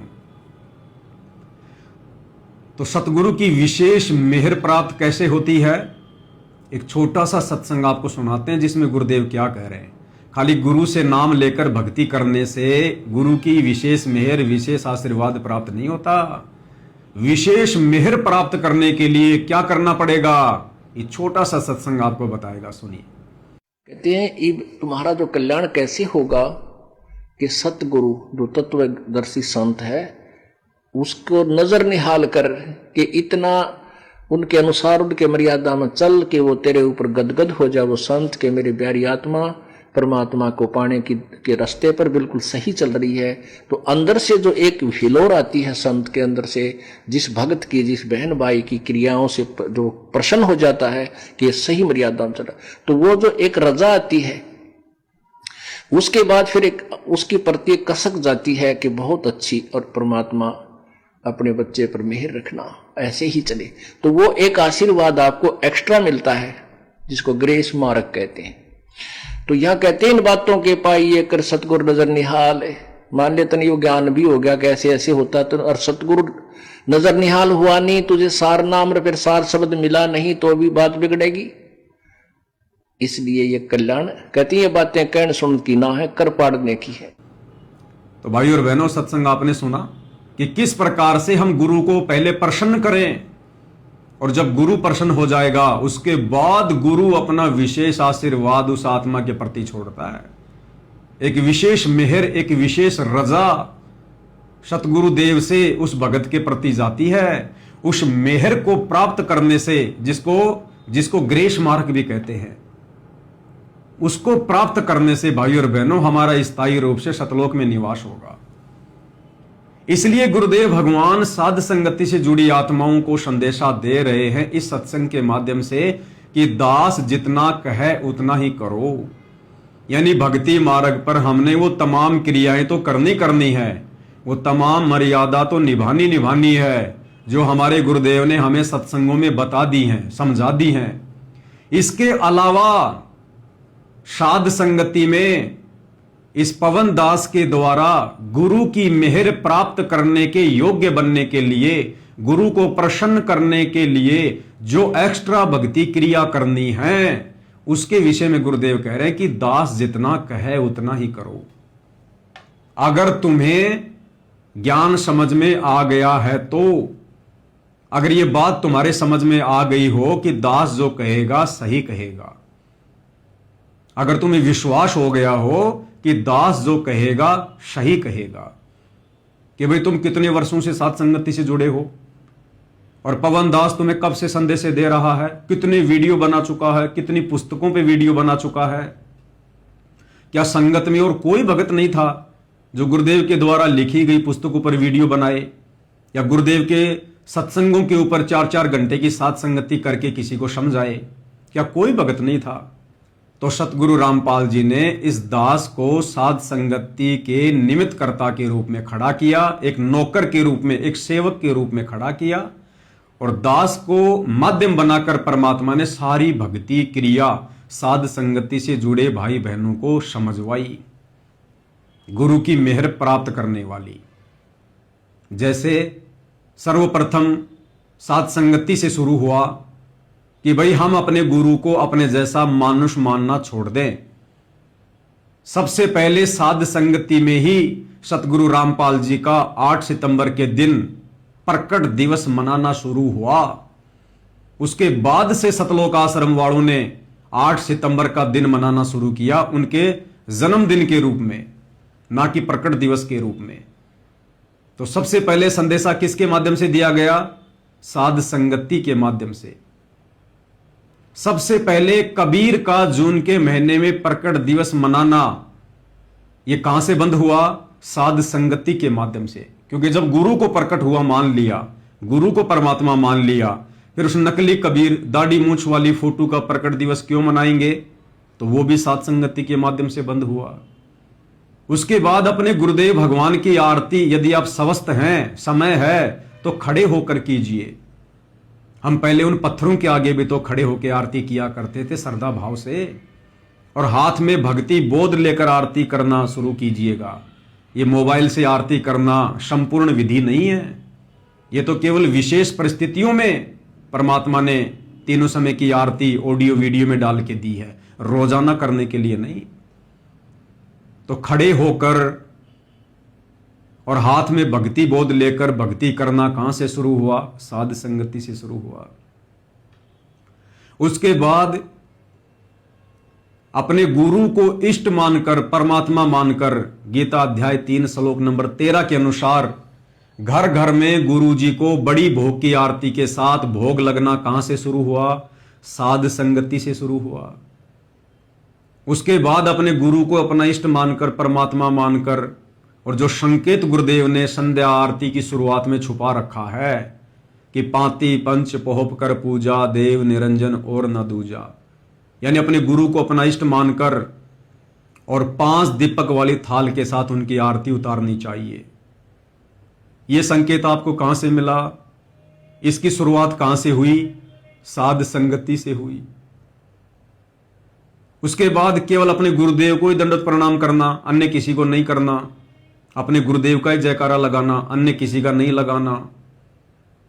इन तमाम भक्ति क्रियाओं की शुरुआत कहां से हुई? साध संगति से हुई।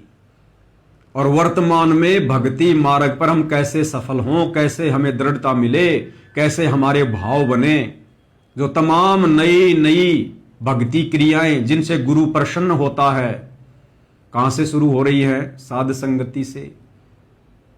इसलिए गुरुदेव भगवान इस विशेष संदेश में कह रहे हैं कि दास जितना कहे उतना ही करो, क्योंकि मैंने इस पवन दास को खड़ा कर रखा है।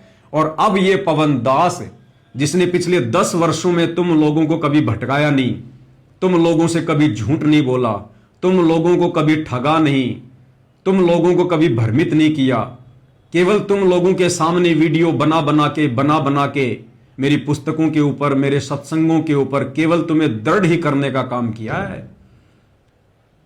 इसलिए गुरुदेव कह रहे हैं कि अगर तुम्हें विश्वास हो गया हो कि दास जो कहेगा सही कहेगा, तो अब इस भक्ति मार्ग पर साध संगति से जुड़कर वैसा ही करो, उतना ही करो जितना ये दास कहे, ये पवन दास कहे।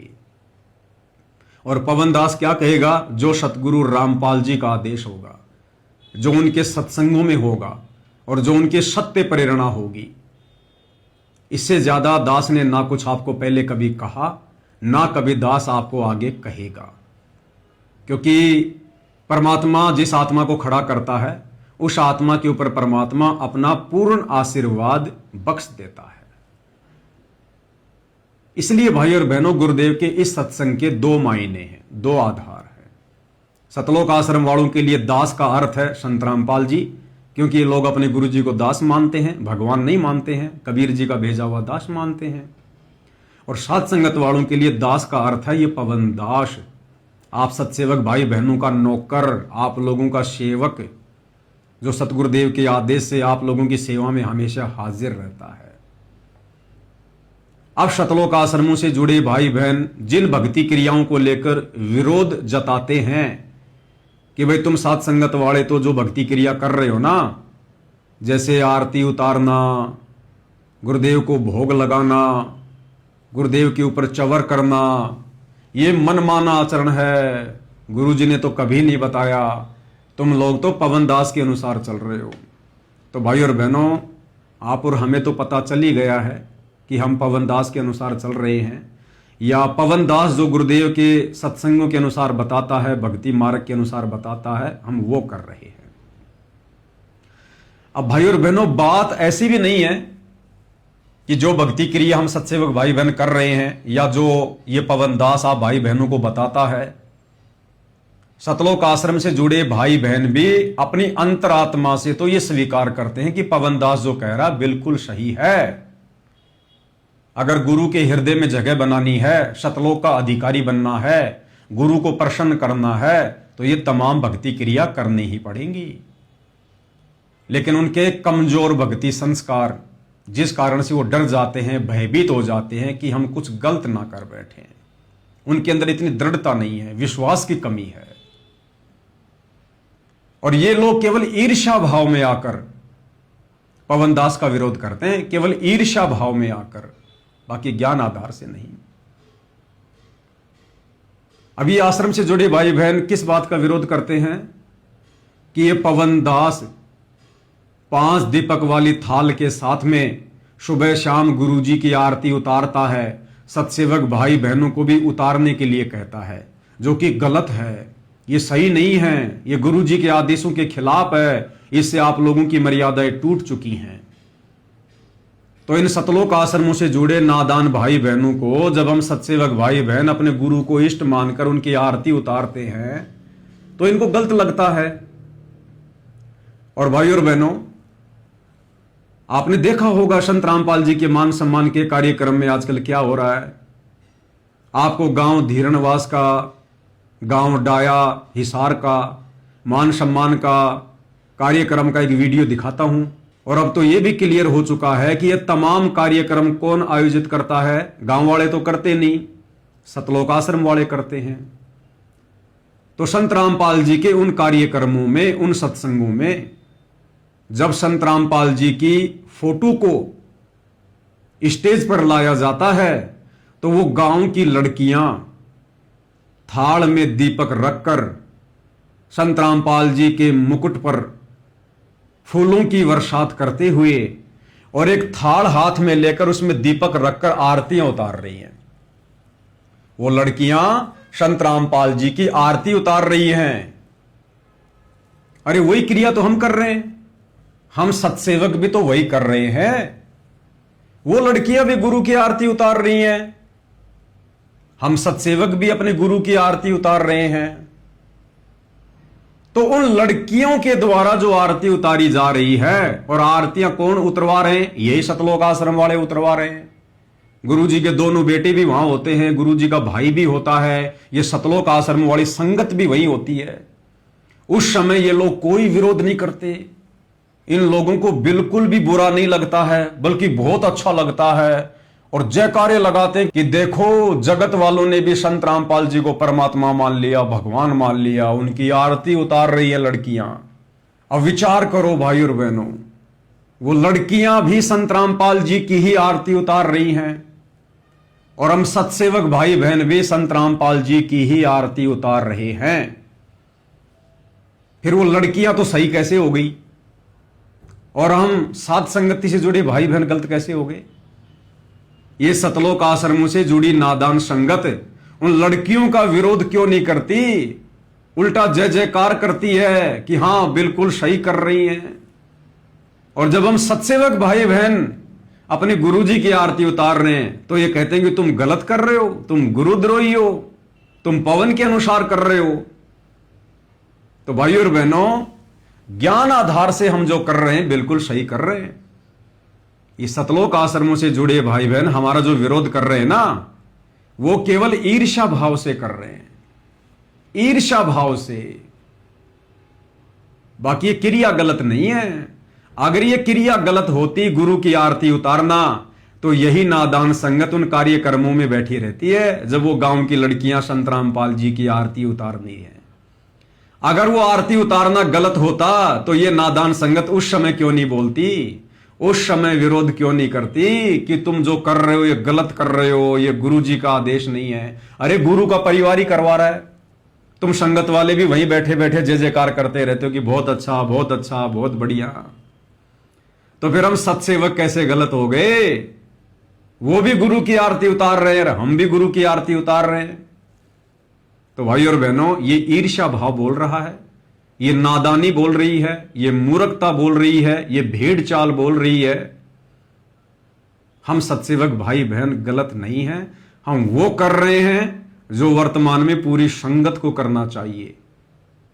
हम गुरु की मेहर प्राप्त करने के लिए, गुरु को प्रसन्न करने के लिए ये तमाम भक्ति क्रिया करके ये दिखाना चाहते हैं कि हमने अपने गुरु को परमात्मा मान लिया। हालांकि गुरु को तो पता है कि किसने मान लिया और किसने नहीं मान लिया, लेकिन सत्सेवकों के माध्यम से इस प्रकार की भक्ति क्रिया करवाकर परमात्मा आप सतलोक आश्रमों से जुड़े नादान भाई बहनों तक भी संदेशे पहुंचाना चाहते हैं कि नादानो, तुम क्या कर रहे हो? तुम भी वही करो जो मेरे सत्सेवक बच्चे कर रहे हैं, अन्यथा पीछे रह जाओगे देखा देखी में, भेड़ चाल में। अब संगत वाले ये भी कह सकते हैं कि भाई वो तो गांव वाले हैं, वो तो जगत वाले हैं, वो तो कुछ भी कर सकते हैं। तो ये कहना भी उचित नहीं है। भाई करवा कौन रहे हैं? जगत वाला कल को आकर उसी स्टेज पर हाथ में गोबर लेकर संत रामपाल जी के मुंह पर लेपेगा तो क्या कोई विरोध नहीं करेगा क्या?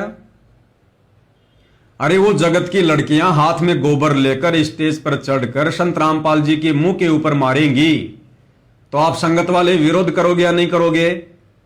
वहां खड़े हुए संत रामपाल जी के परिवार वाले विरोध करेंगे कि नहीं करेंगे? आप कहोगे हम जरूर विरोध करेंगे, हमारे गुरु के मुंह के ऊपर गोबर थोड़ा ना मारने देंगे, क्योंकि गोबर लगाना तो गलत है। तो इसी प्रकार अगर वो आरती करना गलत होता जो गांव की लड़कियां कर रही है तो तुम लोग विरोध करते ना, लेकिन तुम लोगों ने विरोध नहीं किया, तुम लोगों ने हृदय से स्वीकार कर लिया। अब ये बहाना नहीं चलेगा कि वो तो जगत वाली हैं, वो तो जगत वाली हैं। अगर तुम्हारी ये बात भी मान ली जाए कि चलो वो तो जगत वाली लड़कियां थी इसलिए तुम लोगों ने विरोध नहीं किया, तो फिर हम सत्सेवकों का विरोध क्यों कर रहे हो तुम? अरे हम तो तुम्हारी नजर में गुरुद्रोही है ना, हम तो तुम्हारी नजर में भगत है ही नहीं, हम तो गुरुद्रोही है, तो हम भी जगत वाले हो गए। बल्कि गुरुद्रोही तो जगत वालों से भी गया गुजरा हो जाता है। जब तुम्हें जगत वालों की इस आरती उतारने वाली इस भक्ति क्रिया से कोई परहेज नहीं है, कोई नफरत नहीं है, तो तुम्हारी नजरों में हम गुरुद्रोही तो जगत वालों से भी गए गुजरे हैं, फिर हमारी भक्ति क्रिया से भला तुम्हें क्या प्रॉब्लम है? तो ये तुम्हारा ईर्ष्या भाव बोलता है, ये ज्ञान आधार नहीं बोलता है। इससे सिद्ध होता है कि तुम सतलोक आश्रम से जुड़े भाई बहन नादानी में, मूर्खता में अपने कर्म बिगाड़ते हुए हम सत्सेवक भाई बहनों से, अपने ही गुरु भाई बहनों से तुम लोग ईर्ष्या कर रहे हो, तुम्हारे को जलन है। और कहीं ये जलन इतनी ज्यादा ना फैल जाए कि फिर इसका कोई समाधान ही ना निकले। दूसरा, भाई और बहनों, जो ये कहते हैं कि भाई सात संगति वाले तो गुरु की आरती उतारना, गुरु को भोग लगाना, ये पवन दास के कहे अनुसार करते हैं, ऐसा बिल्कुल नहीं है। सात संगति से जुड़ी आत्माएं परमात्मा की विशेष आत्मा है, जिनके भक्ति संस्कार बहुत मजबूत हैं, जो किसी भी बात का निर्णय चुटकियों में कर लेते हैं ज्ञान को आधार बनाकर। यहां भेड़ चाल में भक्ति नहीं होती, देखा देखी में भक्ति नहीं होती है। हम अंध भगत हैं, लेकिन अपने गुरु जी के प्रति आप सतलोक आश्रम वालों की तरह संत रामपाल जी के परिवार के पीछे अंध भगत नहीं है। तो तुम्हारा यह कहना भी गलत है कि आरती उतारना, भोग लगाना, खड़े होके आरती करना, यह गलत है। अरे भैया, तुम सतलोक आश्रमों में जाते हो, 3-3 दिन का पाठ होता है, परमात्मा को भोग लगता है, भोग की आरती बड़ी बड़ी स्क्रीन पे चलती है, प्रोजेक्टर पे चलती है। संत रामपाल जी क्या करते हैं? संत रामपाल जी अपने हाथ में, हम तो खाली 5 दीपक जला रहे हैं, और संत रामपाल जी भोग के समय जो थाल हाथ में लेकर आरती उतारते हैं उसमें तो 7 दीपक है, 7। तो संत रामपाल जी फिर क्या कर रहे हैं? अगर हम सत्सेवक अपने गुरु की आरती उतार रहे हैं, तुम सतलोक आश्रम वालों के अनुसार यदि वो पाखंड है, तो फिर संत रामपाल जी भोग लगाते समय वो थाली हाथ में लेकर 7-7 दीपक जलाकर क्या पाखंड कर रहे हैं क्या? संत रामपाल जी भी फिर तो पाखंडी कर रहे हैं। भाई चेला तो अपने गुरु से सीखेगा, जैसा गुरु करेगा वैसा ही शिष्य करेगा, क्योंकि आश्रम तो एक ट्रेनिंग सेंटर होता है। आश्रम में गुरु भक्तों को इसलिए बुलाता है कि जो भक्ति क्रिया मैं करूं वो भी तुम करो, क्योंकि गुरु भी तो एक भगत की भूमिका निभाता है, भक्ति करके दिखाता है। अगर हम सत्सेवक भाई बहन पाखंड कर रहे हैं गुरु की आरती उतार कर, तो संत रामपाल जी भी सतलोक आश्रम में भोग के समय अपने गुरु के आगे आरती उतारकर पाखंड कर रहे हैं। भाई अगर हम सत्सेवक भाई बहन अपने गुरु को भोग लगाकर पाखंड कर रहे हैं, तो संत रामपाल जी भी भोग के समय आरती करके खड़े होके चवर करना, थाल लेके आरती घुमाना, भोग की आरती करना, फिर तो संत रामपाल जी भी पाखंडी कर रहे हैं। भाई फिर तो संत रामपाल जी से भी तुम लोग नफरत करो, संत रामपाल जी को भी छोड़ दो फिर तुम लोग, क्योंकि जो पाखंड संत रामपाल जी कर रहे हैं वो ही पाखंड हम सत्सेवक कर रहे हैं। तो भाई और बहनों, ना तो ये पाखंड है, ना ये कोई गलत क्रिया है, केवल नादान भगतों की समझ का फर्क है। संत रामपाल जी आध्यात्मिक टीचर हैं। स्कूल एक ट्रेनिंग सेंटर होता है, यानी जहां सत्संग होता है वो ट्रेनिंग सेंटर होता है, और सतगुरु ऐसी भक्ति क्रिया करके अपने आप को एक भगत के रोल में, एक दास के रोल में, इस प्रकार की भक्ति क्रिया दिखाकर कि नादानों, जिस प्रकार से मैं अपने गुरु को अपना इष्ट मानकर, अपना भगवान मानकर उनको भोग लगा रहा हूं, खड़े होकर भोग की आरती कर रहा हूं, खड़ा होकर अपने गुरु की आरती उतार रहा हूं, अपने गुरु के शीश के ऊपर चवर कर रहा हूं, ऐसे ही जिस दिन तुम भक्तों को यह बात समझ में आ जाए कि हमारा गुरु सतगुरु रामपाल जी मां के गर्भ से जन्म लेकर आया हुआ कोई आम व्यक्ति नहीं है, कोई मानुष नहीं है, ये किसी कबीर भगवान का दास नहीं है, ये स्वयं दासों का भगवान कबीर भगवान है, हमारा इष्ट देव है, तो उसके बाद तुम लोगों ने भी अपने गुरु के साथ में इसी प्रकार से व्यवहार करना है। यानी अपने गुरु को इष्ट मानकर, आराध्य देव मानकर उनकी पूजा करनी है, उनकी आरती उतारनी है। पाती पंच पोहप कर पूजा, देव निरंजन और न दूजा। गीता अध्याय 3 श्लोक 13 के अनुसार अपने गुरु को भोग लगाना है। अरे भैया, भोजन हम रोजाना खाते हैं, भोजन हम रोजाना खाते हैं। महीने में एक बार आश्रम में जाकर भोग की आरती करने से पाप नहीं कटेंगे। रोजाना भोजन खा रहे हैं तो रोजाना आरती करनी पड़ेगी, भोजन को पाप नाशक बनाना पड़ेगा। और भक्ति बोध जिसमें तीनों समय की आरती है, उसमें सारी आरतियां गुरुदेव ने क्यों लिखी है भाई? अरे भक्ति बोध में गुरुदेव ने जो नित्य नियम लिखा है, क्यों लिखा है? हम भक्तों के लिए, हम रोज करते हैं। दोपहर की आरती लिखी है, क्यों लिखी है? हम भक्तों के लिए, हम रोज कर रहे हैं। संध्या आरती लिखी है, क्यों? हम भक्तों के लिए, हम सब रोज कर रहे हैं। संध्या आरती के बाद अन्नदेव की छोटी आरती, फिर अन्नदेव की बड़ी आरती क्यों लिखी है? हम भक्तों के लिए, कि भोजन खाने से पहले आरती करो, भोजन खाने के बाद आरती करो। हम सब रोज कर रहे हैं। और उसके बाद फिर भोग लगाने की विधि लिखी हुई है। अब ये भोग संगत क्यों नहीं लगा रही, जब सारी आरतियां हम भक्तों के लिए गुरुदेव ने भक्ति बोध में डालकर हमारे को दे रखी हैं और हम सारी आरती कर रहे हैं, तो फिर भोग की आरती क्यों नहीं कर रहे, जो उसी भक्ति बोध में भोजन खाने के बाद जो बड़ी आरती उसके बाद में जो लिखी हुई है? क्यों? क्योंकि करेगा वही जिसने अपने गुरु को कबीर मान लिया होगा, गुरु को इष्ट मान लिया होगा। और जैसा गुरु ने गुरु को भगवान मानकर हमें आश्रम में आरती करना सिखाया, चवर करना सिखाया, भोग लगाने सिखाया, तो इस प्रकार से ये सारी क्रिया अपने गुरु को इष्ट मानकर, कबीर मानकर वही करेगा जिसने वर्तमान में अपने गुरु सतगुरु रामपाल जी को अपना कबीर भगवान मान लिया होगा।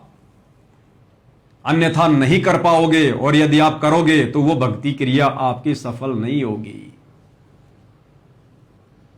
इसलिए भाइयों और बहनों, इस नादानी को छोड़ो। बड़ी मुश्किल से असंख्य जन्मों के बाद ये बिल्ली के भाग का छिक्का टूटा है। परमात्मा ने इस कलयुग की बिचली पीढ़ी में हमें मनुष्य जन्म दिया है, अपनी शरण में लिया है, और ये अनमोल भक्ति बख्शी है जो दुनिया में किसी के पास नहीं है, मोक्ष दिलाने वाली भक्ति। और इस भक्ति मार्ग पर भी यदि आप भेड़ चाल में चलोगे, गुरु के परिवार के पीछे भेड़ चाल में चलोगे, अपने कोऑर्डिनेटरों के पीछे भेड़ चाल में चलोगे, तुम कैसे भक्ति मार्ग पर सफल हो पाओगे? अरे हमने नाम दीक्षा भक्ति की शुरुआत गुरु के परिवार को देखकर नहीं की, किसी कोऑर्डिनेटर को देखकर नहीं की। हमने गुरु का ज्ञान सुनकर, ज्ञान को समझकर, गुरु से उपदेश लेकर की है। तो हमने भक्ति मार्ग पर अगर सफल होना है तो गुरु भगवान को देखकर चलना पड़ेगा, गुरु के आदेशों के अनुसार चलना पड़ेगा, जो आदेश गुरुदेव ने सत्संगों में दे दिए हैं। संत कभी किसी को अलग से ट्रेनिंग नहीं देता, अलग से आदेश नहीं देता। संत ने जो भी आदेश देना होता है सार्वजनिक तौर पर अपने सत्संगों में देता है, पुस्तकों में देता है। तो गुरुदेव ने हमें तमाम प्रकार के आदेश दे रखे हैं, और हमने सत्संग रूपी आदेशों को आधार बनाकर ही भक्ति सफल करनी पड़ेगी। कल को गुरुदेव भगवान सतलोक चले जाएंगे, फिर कहां से आदेश लाओगे? क्या उस समय भी गुरु के परिवार के पीछे अंधे होके चलोगे, कोऑर्डिनेटरों के पीछे अंधे होके चलोगे? जो गुरु का परिवार, जो कोऑर्डिनेटर तुम्हें वर्तमान में ही गुरु के रहते सहते काल के मुंह में झोंक रहे हैं, तुमसे तमाम प्रकार की गंदी राजनीति करवा रहे हैं, दुनिया भर के उल्टे उल्टे भक्ति विरुद्ध कर्म करवा रहे हैं, तो गुरु के जाने के बाद वो तुम्हें कहां से सतलोक का रास्ता दिखा देंगे? अरे कैसे तुम्हें सतलोक मिल जाएगा? गुरु के सतलोक जाने के बाद तो तुम सतलोक जा ही नहीं पाओगे। हमारे पास में मौका ही सतलोक जाने का तब तक है जब तक गुरु भगवान धरती पर है। तो हमने तो इस कदर भक्ति करनी है, इस कदर गुरु को समर्पित होना है, इस कदर मर्यादाओं में रहना है, इस कदर हमने गुरु को राजी करना है। राजी कर सतगुरु रूठे नू, कि सतगुरु रामपाल जी भगवान धरती पर रहते सहते हम आत्माओं को सतलोक में भेज दे, हमारा शरीर छुड़वा दे। उसी के लिए भाई और बहनों, साध संगति से जोड़कर परमात्मा जिन जिन आत्माओं को सतलोक लेकर जाना चाहते हैं, उन आत्माओं से इस प्रकार की भक्ति क्रिया करवा रहे हैं। क्योंकि भक्ति मार्ग पर यदि आपने सफल होना है तो सबसे पहला मूल मंत्र है गुरु को ही भगवान मानना, गुरु को ही परमात्मा मानना। हृदय से, आत्मा से, ज्ञान आधार से आश्रम वालों की तरह खाली जुबान से नहीं, देखम देखा नहीं कि गुरु का तो जयकारा लगा रहे हैं, सतगुरु रामपाल जी भगवान की जय, और भगवान मानते हैं फिर जून के महीने में दाढ़ी मूछ वाले कबीर को उसका प्रगट दिवस मनाकर गले में दो दो भगवानों की फोटो डाल के रखते हो। आत्मा एक है, उसका परमात्मा भी एक ही है। आप सतलोक आश्रम वाले भाई बहन अपने भगवान को पहचान नहीं रहे अभी। अगर पहचान रहे होते तो विशेष संदेश के माध्यम से गुरुदेव ये ना कहते कि पुण्यात्माओं पहले तुम तो पहचानो अपने भगवान को, बाकी दुनिया को तो फिर हम बाद में पहचान करवा देंगे। तो क्या कह रहे हैं गुरुदेव, किसको कह रहे हैं कि पहले तुम तो पहचान लो अपने भगवान को? तो सतलोक आश्रमों से जुड़े भाई बहनों को गुरुदेव कह रहे हैं कि पहले तुम तो पहचान लो अपने भगवान को, यानी कबीर कौन है। क्योंकि अभी तक नादान संगत केवल दाढ़ी मूछ वाली फोटो को कबीर मान रही है। इसलिए संत रामपाल जी कह रहे हैं कि नादानो, तुमने अपने गुरु को अभी तक कबीर नहीं माना, इसलिए पहले तुम तो मान लो, पहले तुम तो पहचान लो अपने भगवान को कि असल कबीर कौन है, संत रामपाल जी हैं या वो दाढ़ी मूछ वाली कबीर की फोटो वो कागज का टुकड़ा है। ये सत्संग भी सुन लो, एक बार सुनो। अब समझ लो मेरे बेटा बेटियों, इसने बने बढ़ाए ने खोइयो मत ना। बढ़ना बड़ा कठिन है, खोना तो आसान है। और उस धड़ी की कृपा देखो, उस परम पिता की कितने नेक, कितनी प्यारी आत्मा हुआ, कहां से अमृत पिला रहा आपको। अपने भगवान ने तुम तो पहचान लो, बाकियों को पहचान हम करावांगे क्योंकि वो भी उसी के बच्चे। अपने भगवान ने तुम तो पहचान लो, बाकियों को पहचान हम करावांगे क्योंकि वो भी उसी के बच्चे। अपने भगवान ने तुम तो पहचान लो, बाकियों को पहचान हम करावांगे क्योंकि वो भी उसी के बच्चे। सब सहयोग दो, परमार्थ करो, परमार्थ में हानि का देरी होती है। तो सुना क्या कह रहे हैं गुरुदेव कि पहले तुम तो पहचानो अपने भगवान को। तो क्या संगत ने अभी तक अपने भगवान को नहीं पहचाना? क्या संगत को अभी तक ये नहीं पता चला कि कबीर भगवान कौन है? ये तो सारी संगत जानती है कि दाढ़ी मूछ वाला कबीर भगवान है, दाढ़ी मूछ वाला कबीर भगवान है। सबके घरों में दाढ़ी मूछ वाले कबीर की फोटो रखी है, सतलोक आश्रमों में बड़ी बड़ी फोटोएं रखी हैं। फिर कौन से कबीर भगवान के लिए कह रहे हैं वो भगवान है? फिर गुरुदेव कौन से भगवान को पहचानने के लिए कह रहे हैं? गुरुदेव कहना चाहते हैं, नादानो, ये कागज का टुकड़ा, ये दाढ़ी मूछ वाली फोटो कबीर भगवान नहीं है, तुम्हारा सतगुरु है असली कबीर भगवान। इसलिए गुरुदेव आश्रम वालों को कह रहे हैं कि पहले तुम तो पहचान लो अपने भगवान को, बाकी दुनिया को तो पहचान फिर हम करवा देंगे। तो भाई और बहनों, केवल साध संगति से जुड़े सत्सेवक भाई बहनों ने वर्तमान में जिंदा कबीर, असली कबीर, समर्थ कबीर संत रामपाल जी को पहचाना है। बाकी धरती पर किसी ने नहीं पहचाना। और जब पहचान लिया तो फिर आरती किसकी उतारेंगे? कबीर भगवान की, संत रामपाल जी की। भोग किसको लगाएंगे? कबीर भगवान को, सतगुरु रामपाल जी को। चवर किसके ऊपर करेंगे? कबीर भगवान को, सतगुरु रामपाल जी को। एकमात्र दंडवत किनको करेंगे? कबीर भगवान को, सतगुरु रामपाल जी को। एकमात्र जयकारा किसका लगाएंगे? कबीर भगवान का, सतगुरु रामपाल जी का। और घर में फिर आसन किसका लगाएंगे? कबीर भगवान का, सतगुरु रामपाल जी का। तो भाई और बहनों, बातें बहुत हैं, समय कम है। धीरे धीरे छोटे छोटे पॉइंट पर आप भाई बहनों को इसी प्रकार से वीडियो बनाकर समझाते रहेंगे, क्योंकि ये हमारी अग्नि परीक्षा का समय चल रहा है, लास्ट का समय है। और इस समय काल पूरी कोशिश करेगा आत्माओं को भ्रमित करने की, वो चाहे संगत के माध्यम से करे या किसी जगत के माध्यम से करे। तो साध संगति से जुड़े भाई बहनों के अंदर कोई भी कमजोरी शेष ना रह जाए, काल को कहीं छोटा सा भी पॉइंट ना मिल जाए भ्रमित करने के लिए। इसलिए परमात्मा ने इस कुत्ते की, आप भाई बहनों के नौकर की, आप भाई बहनों के दास की, इस तुच्छ पवन दास की ड्यूटी लगा रखी है। अगर मुझे गुरुदेव ने निमित्त बनाया है तो इसमें मेरा कोई श्रेय नहीं है, मेरा तो सौभाग्य है, इसमें मेरा कोई रोल नहीं है। जब परमात्मा 650 साल पहले और एक भैंसे राम को निमित्त बना सकते हैं वेद मंत्र बोलने के लिए, तो मैं तो फिर भी एक इंसान हूं, जिंदा जागता हूं, उनका भगत हूं। अब यदि गुरुदेव ने मुझ पवन दास को खड़ा किया है, निमित्त बनाया है, तो भाई और बहनों, इसमें मेरा कोई श्रेय नहीं है, मेरा कोई रोल नहीं है। ये तो गुरुदेव भगवान की अपनी मौज, अपनी मर्जी। जब 650 साल पहले 64 लाख भक्तों को निमित्त ना बनाकर और एक भैंसे को निमित्त बना दिया वेद मंत्र बुलवाने के लिए, तो ये तो गुरुदेव भगवान की अपनी मर्जी है।